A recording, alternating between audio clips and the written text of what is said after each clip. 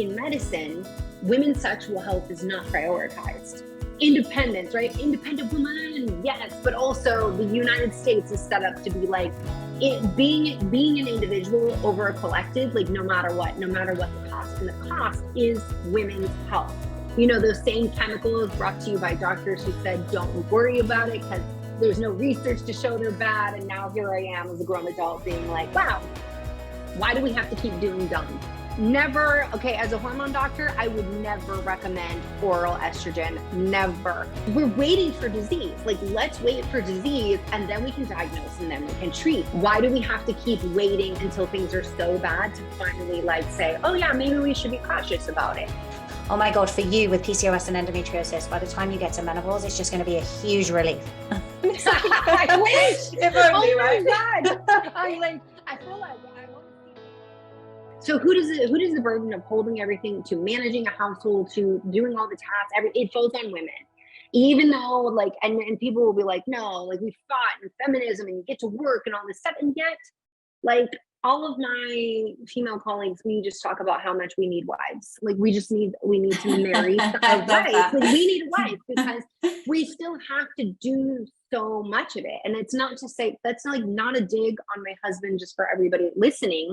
It's just, there is still this like caretaking and this tendency that we have as women, and we're really, really good at it. But it doesn't mean it should all be on us to do that. So we start to look at all of these things. And of course, that is all going to negatively impact us. I mean, there is some research that shows that being in community around ovulation and following ovulation actually helps your progesterone levels. What is that?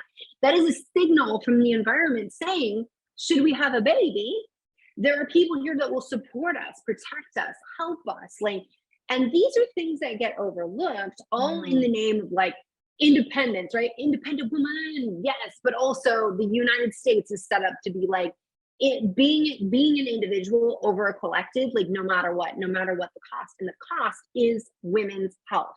That is what the cost has become.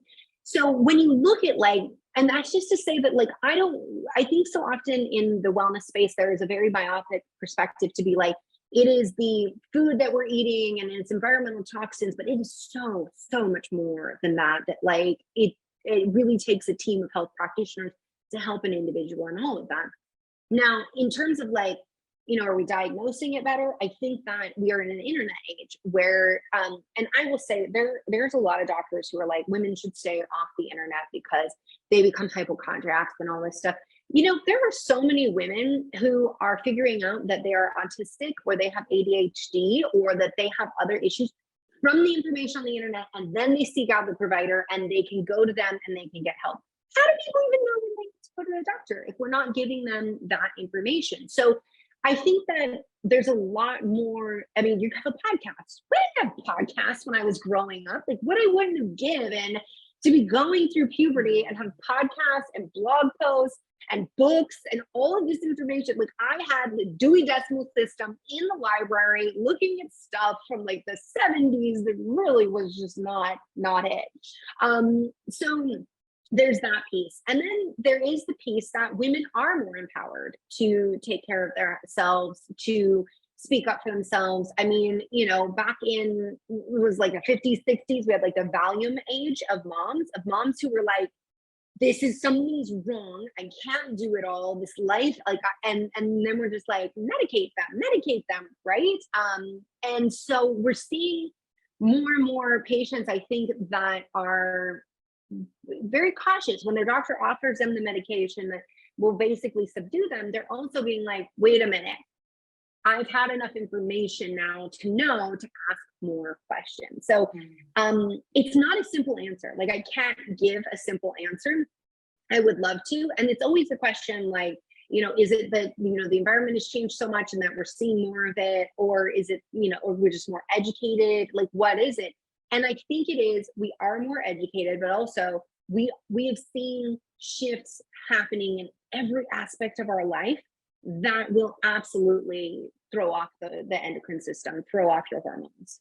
Yeah, I couldn't agree more. And it's interesting, isn't it? Because when you talk about the stress there and the lack of community, like a lot of women are, and I think there's, I tend to cycle my fitness, for example, around my menstrual cycle. And I think there's really good evidence and things for that. But I think a lot of women overlook and they go, oh, well, I shouldn't be doing high intensity work in the luteal phase, completely forgetting that they're so highly stressed. And the psychological stress is having so much more of an impact on their hormones than the 20-minute HIIT session that they did in the gym. Because as you say, particularly as parents, and I think when you're working as a mum, you've got your kids, it's very difficult as well, I think, without being kind of rude to men. I think often they just don't always quite get when your child's under pressure, right? So they're like, it'll be fine. Yeah. That's the classic husband's response. It'll be fine, quite often. And actually the kids need your help. So I think as the primary caregiver, we are under so much pressure. I wanted to ask you, sorry, go on. Oh, I was just going to say, to that point with men, because I'm raising 2 boys, it's also recognizing that like there are patterns that they've been taught they have to say it's fine, right? Because they get to have like anger and happiness. Well, like what other emotions do they get to have? So that response, I think it's like, that's really annoying. Okay, I'm just gonna say it. Like, it's really annoying. My husband and I have worked on this for years because he'll be like, it'll be fine. And I'm like, what will make it fine?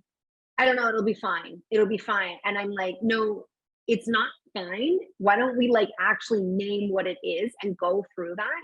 And I think being a mom, that's been something that like really focusing in on like name the emotions, work through that. So I just want to say to women, like, all is not lost. We do have an opportunity to help the future generation be better off than us. And also to recognize that like that it's going to be fine is sometimes a stress response, and someone who doesn't know how to name emotions or process it or deal with it because they were never taught. And as much pressure as we get in society in all of the ways we could go on and on about, men also get a pressure of like, and they also get a pass, right? They get a pressure and a pass, and it's not serving any of us. It isn't. You know what really surprises me? I have 2 boys and a girl. Is my boys telling me a little while back that at their prep school, they were told, don't cry, boys shouldn't cry. I was thinking, oh my God, like, are we really in the modern age actually saying this to our boys that they can't, they've got to suppress their feelings? I mean, it is, it's crazy.